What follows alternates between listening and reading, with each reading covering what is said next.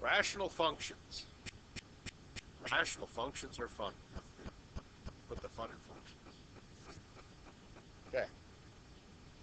Now, we've been playing around with rational equations for quite some time. Now, in this case, a rational function is going to be an identifiable function on top and an identifiable function on the bottom. And of course, there's that ever-present problem with having a function in the denominator. It should never, ever, ever equal what? 0. Having a 0 down there is a very, very, very, very bad thing. Okay? So, if I take a look at this and I want to find the domain of the rational function, well, it's usually a question of what can't I put in? What shouldn't I put in? So if I look at this, what shouldn't I put in for A? Yeah, -5 would be a bad thing, right? Makes the whole graph go weird. B would be obviously plus or minus 2, right? Because I put anything in there that's going to cause a problem there, and I, plus or minus 2. There you go. What about the next one? Is there anything that I cannot put into that? All's good, right? What about the last one? Okay. Now,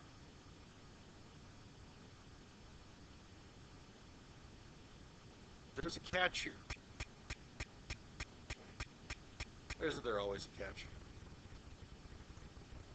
Now, let's take a look at this. If you were to go and simplify this, because you've got a difference of 2 squares up on top that goes to x plus 1 and x minus 1, correct? And if I go and cancel the top and the bottom, I end up with x is equal to plus 1. Okay? These are not the same functions. Okay? While it reduces to that, simplifies that, the functions are not equal. Since the domain of one is all reals except 1, and the domain of the other set is all reals, they are 2 different things. They're reduced down to the same thing. But, so,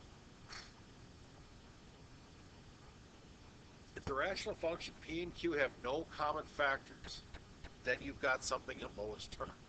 Then that's not a problem to deal with. Okay? So, if I want to graph that, what would you do? Grab the old graphing calculator.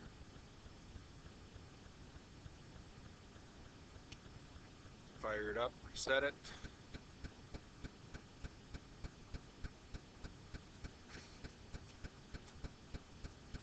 Y is equal to, we say, 1 divided by x squared. Oh, graph. There it goes.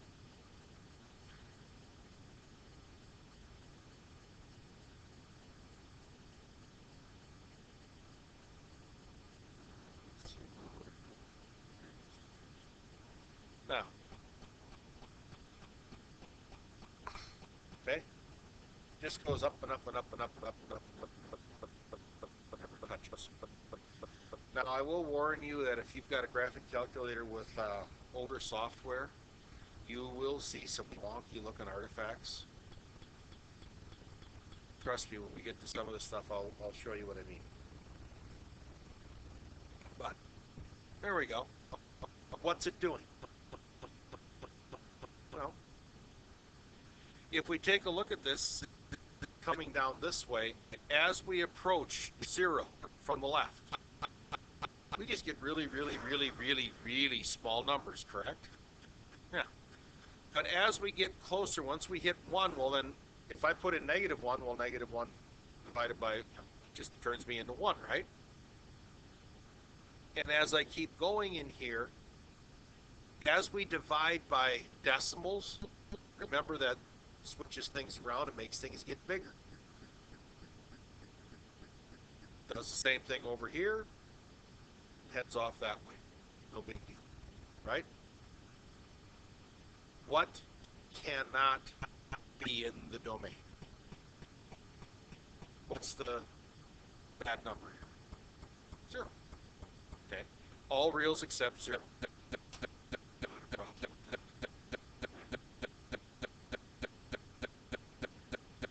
Now, of course, we can go through and do the transformations, just like we've done in the past. It tells you how to shift it this way, shift it that way. Nothing real spectacular about that. But again, then we always want to take a look at where do things go bad, especially focusing on the denominator. Okay, so again, what value can I not have in the domain? 2. Because if I put in 2, 2 minus 2 is 0. 0 goes all wonky. Okay, so this brings us up to this idea of asymptotes. Asymptotes are lines that are approached but never crossed. You almost got to think of a goose coming in for a landing on the water, but never landing. It just keeps going and going and going and going and going and going, getting closer and closer and closer and closer. Yeah, Energizer Bunny stuff. Keeps going and going. So, even though a value is not in the domain, the behavior at that thing is going to be important. It's going to approach something. Now, if you kind of take a look back at that graph, we couldn't have 0 in there. But as the graph, or as this function approaches 0 from either side, it does some rather interesting things. It gets really, really, really, really big values for y. As I come this way and as I come that way, we just explode.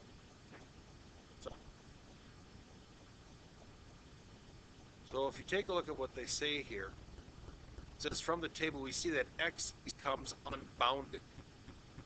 There's no bound.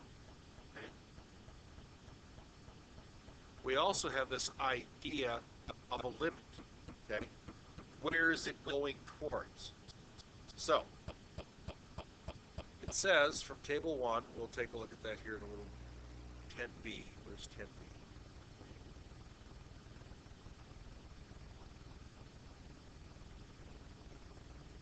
It's approaching.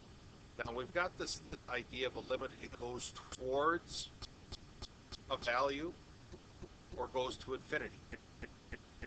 So as we take a look at this thing, it says as x approaches 2, r of x approaches infinity. So the closer that this thing gets to 2, take a look at the graph again. The closer this thing gets to 2, what value of y do we get? We keep getting a bigger and bigger and bigger and bigger value. So the limit goes to infinity. That's just the way we say it. So let's take a look at this here. Now, some ideas with n behavior.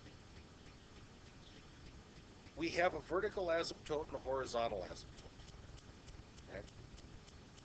Now, a horizontal asymptote is something that it will get really, really, really, really close to, but never approach. Kind of like that landing goose again.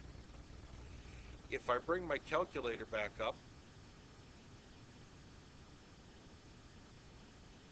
when I am looking at this, it appears that that line is on the x-axis, right? Is it really touching the x-axis anyplace? No. It gets really, really, really, really, really, really close, but it crosses. Okay. Now, a vertical asymptote. Does this graph that you see here ever cross, much less touch, the y-axis? gets really, really, really, really close, but it never gets, it jumps over it to get to the other side, right? So now we've got a vertical asymptote. So when we look at the pictures here, we're asking ourselves, where is this thing going? If I take a look at on 30 there, first one that they've got, as this thing goes out to infinity, it's going to approach L. Okay? Never cross it, never touch it, but it gets really close to it. If I take a look at the end behavior on part B there, as x goes towards negative infinity, it also approaches L. Okay? But it's approaching L from the other side. When I take a look at C, as x approaches C from either side, from either negative infinity or positive infinity, it goes towards that value of C. And it keeps going towards infinity. It keeps getting bigger and bigger and bigger and bigger. If I take a look at D there, we got the same thing. As we approach that value of C from the positive side, it goes towards positive infinity. From the negative side, it goes towards negative infinity. Now, what causes it to do that, I have no idea, because I don't know what the function is. It's just that there's something in there that those values coming from the negative side actually send it down that way, in that direction. So, locating vertical asymptotes. One of the things that you should have in notes so that you have it readily accessible. So if I want to locate vertical asymptote, first offhand, it's got to be a rational function lowest terms. We'll have a vertical asymptote. X is equal to R. If R is a zero of the denominator. Okay? So, the easy part here is we can pretty quickly identify where the zeros are at most of the time.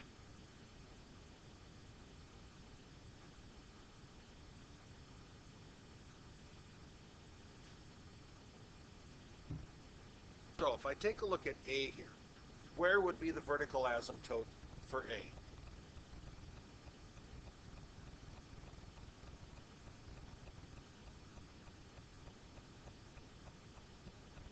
Ooh.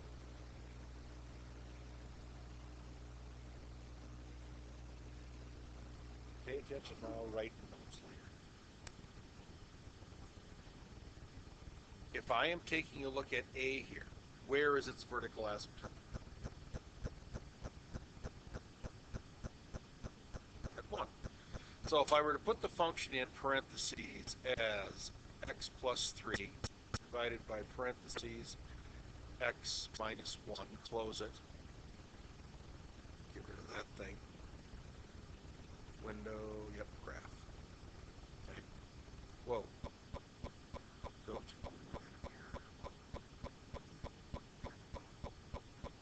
Okay, now the graph's up. Okay? So,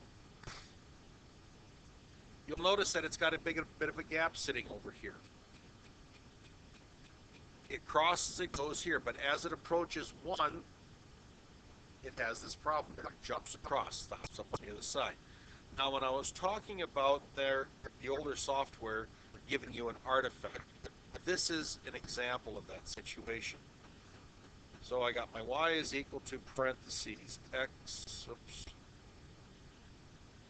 plus 3, close, divided by x minus 1, close it, and if I hit graph here, shoots across, and do you see this line that comes up? This is an artifact that there really isn't a line there. It's just that with the graphing calculator software, that was where it was at. It didn't have a way of drawing it without it. Okay? So I just want you to be aware of that, that if you have the older graphing calculator, you see that, and you know that there shouldn't be anything there, there isn't anything there. Just one of those little things.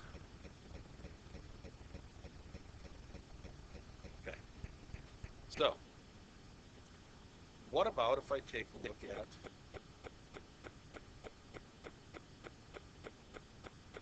R, or I should say B? Where would I have asymptotes here? I said before it was at 2 and negative 2 when we look at something like this. So if I pop this one in the graphing calculator, I get x divided by parentheses x squared minus 4. Close it, graph. So it comes up at negative 2, does its thing, and at 2 does its thing. It's just what the graph is. Now, if I take a look at C, will it have any points of discontinuity? Will it have any place that the denominator goes to a 0? And the answer is no. So I shouldn't see any jumps, skips, or anything else in there.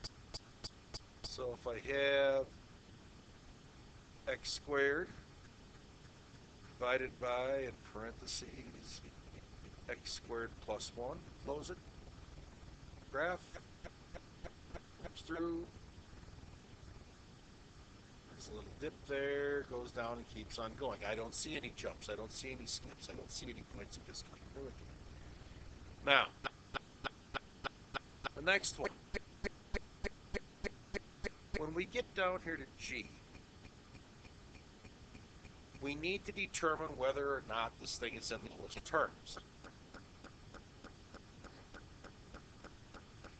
If I go through and graph out this, I'm just going to put in what was originally there. So I'm going to put in that, we have x squared minus 9 divided by parentheses, and we got x squared plus 4x minus 21, close it, graph.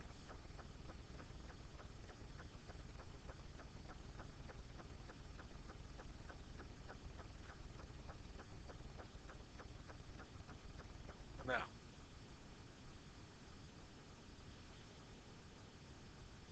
that doesn't look right, does it? If you sit there and think about it, x squared plus 4x minus 21 should factor into 2 zeros, correct?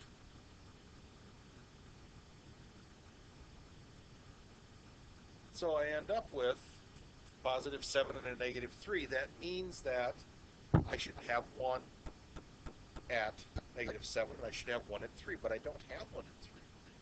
The reason why we don't have 1 at 3 is because x minus 3 over x minus 3, those two cancel each other out. So if we go and simplify it down into the lowest terms, we only end up with 1. So whenever you're working on these things, you've got to make sure that that goes down to that.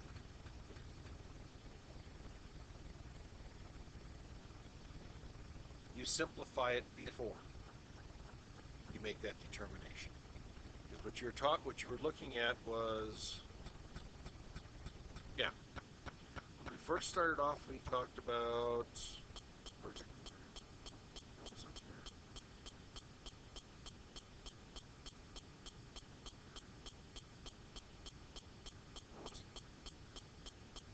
yep.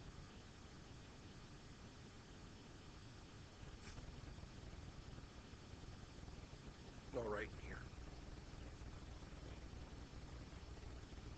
Okay. When we were talking about this, these are two different functions, okay, here. Because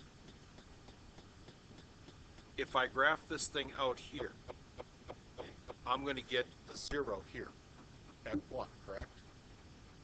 But this simplifies down so that there isn't 1. They're two different because they're not exactly equal. If I go down back to where they were here,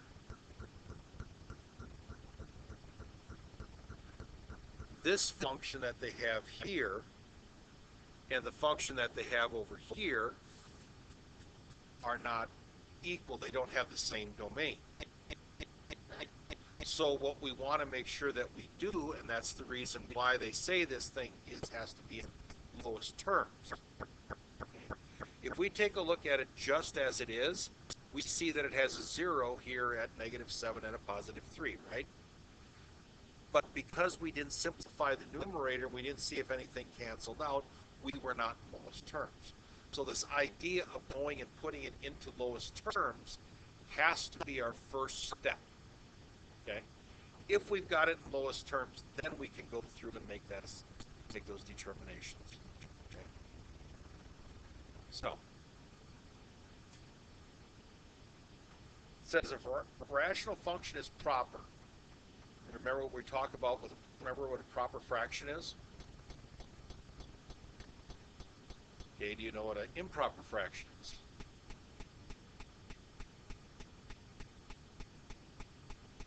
What a mixed number is?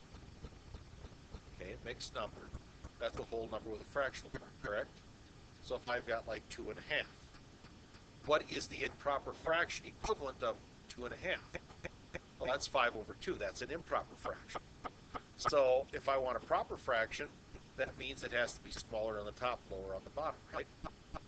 See, and you thought that the things that you learned way back in elementary school never come back to haunt you, right?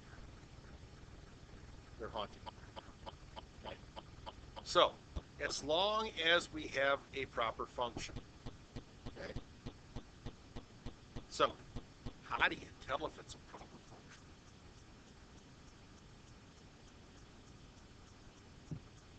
If I take a look at this, they say that this one is a proper function. What's the degree of the polynomial?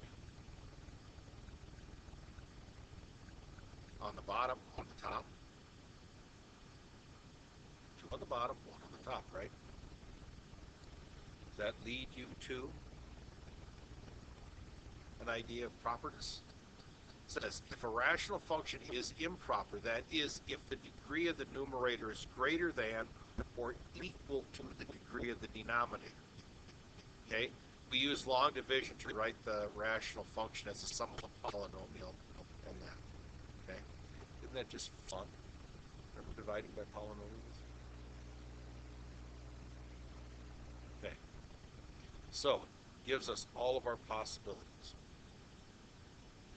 So, here we go. We're going to walk through this one, and we are going to find the horizontal or oblique asymptote if one exists. Now, the degree of the numerator is greater than the degree of the denominator. So we are going to have to go through and do division of polynomials. Okay, you guys remember that one, don't you? Get me head nodding. So, here we go. This is the fun stuff. Right? So, that, whoops. So, what goes on the outside, what goes on the inside? Let's go back and we'll do a crash course on this again. So, x cubed goes on the outside, this goes on the inside. After all, it is that divided by that. How it gets set up. So, do I have all the terms here?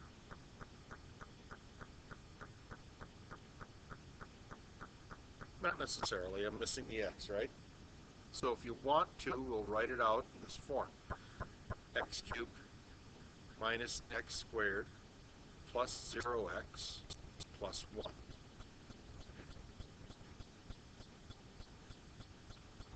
Always got to make sure that we have all the bits and pieces. So,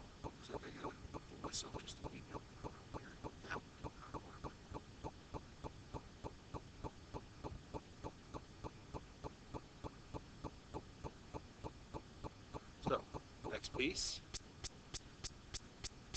3x to the 4th. Do I have a cubed one? No. Plus 0x cubed. Do I have a squared one? Yep. Minus x squared. Do I have an x one? Nope. plus 0x plus 0. Now the fun begins.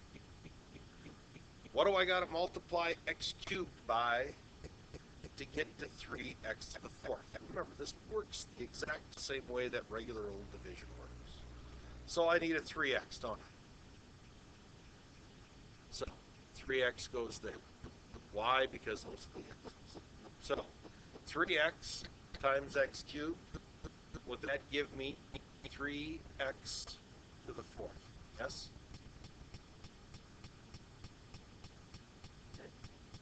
This would give me minus 3x squared. Oh, that's squared.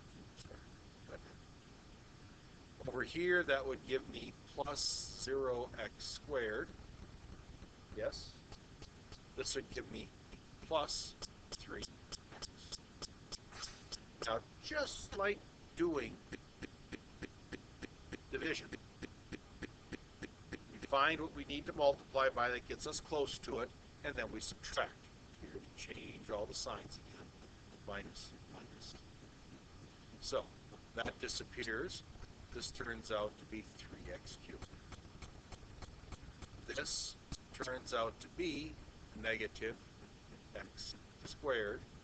This turns out to be minus 3x plus 0. Now we get to do the whole darn thing all over again. So, what do I got to multiply x cubed by to get the 3x cubed?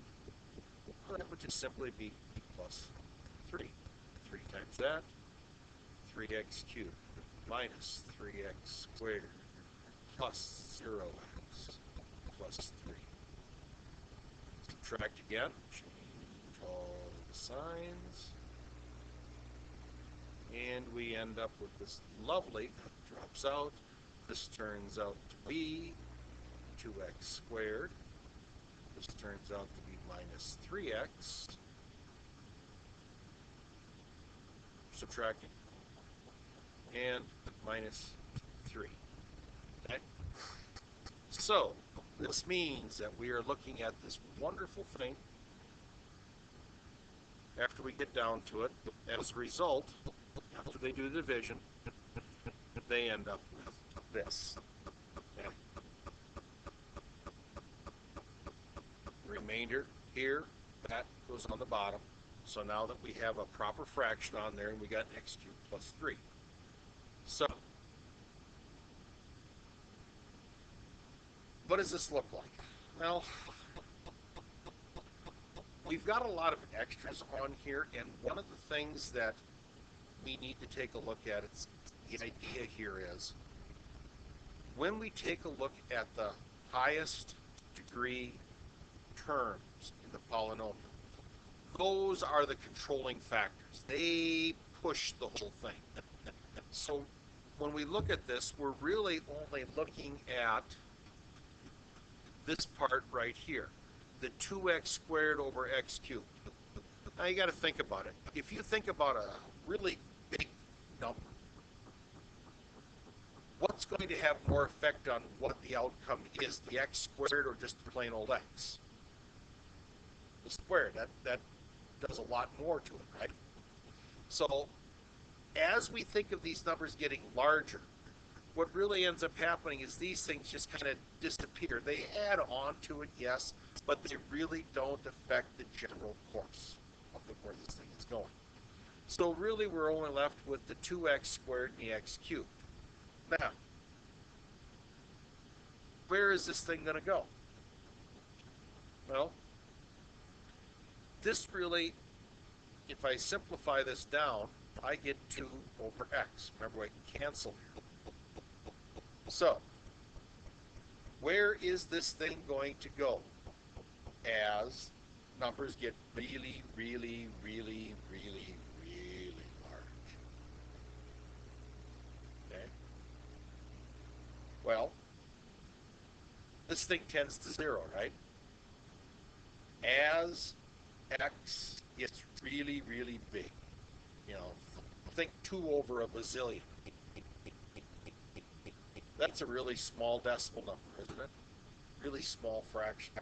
really, really close to zero. So it really doesn't have any effect on the situation whatsoever. So what we are left with is this right here, the 3x plus 3. That is going to be the oblique asymptote. If we graph it, we would end up getting a line that would be here at 3x plus 3. So I'm going to show that to you here. So back this up here just a little bit. Do this. Grab my graphing calculator here.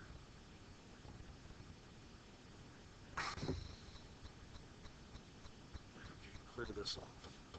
So I want parentheses 3x, 3x, fourth power,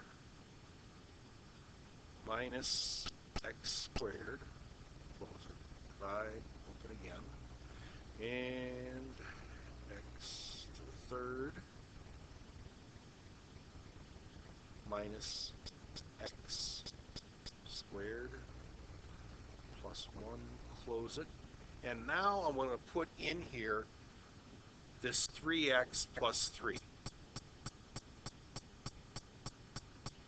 And when I graph this out, we're going to see what the function is. It comes up, and there's a wonky looking thing going on there. And when the next piece comes in,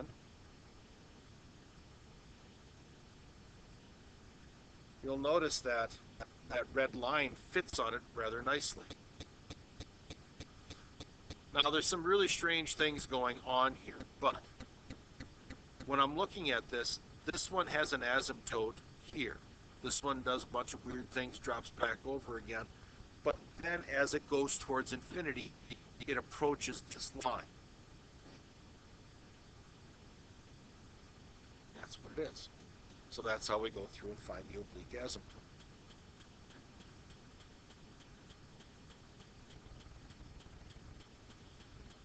All right. Now, let's see.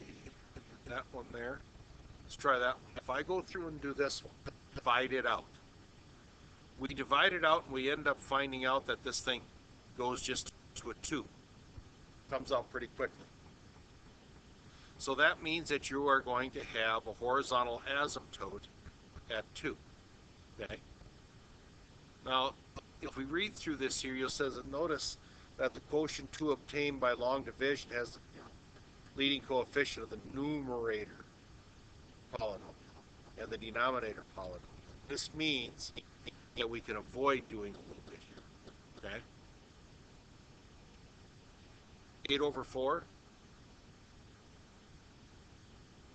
because they are equal degree, 8x squared, 4x squared. We divide that out and we end up to 2. That's how we get there. Because you got to remember that what follows back in here and here, that doesn't have that much of an effect as this thing goes out towards infinity. That's that. That one again, if one exists.